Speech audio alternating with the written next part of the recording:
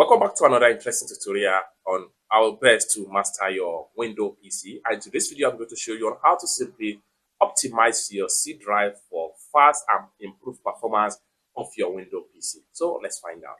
But before we dive into the tutorial, if you find this tutorial useful and you are very new to this channel, remember click on that subscribe, turn on the notification bell for more useful tutorial like this. So with that being said, let's find out.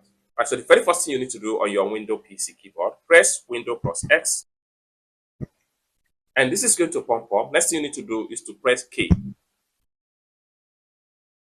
It's going to bring out this particular dialog box right here. Next thing you need to do is to navigate to NTFS, Heads, Boot, Page File, Crash Dump, Basic Data Partition. Right click on that. Then make sure you click on Property. And this is going to pump up. Next thing you need to do is to simply go to Tool. Then the next thing you need to do is to click on Optimize right here. And this is going to pump up right here. This window right here is going to pump up. Next thing you need to do is to click on Optimize right here. While running the Optimize, allow everything to fully completely scan, just like what you see on the screen of my PC right here. After that, restart your PC.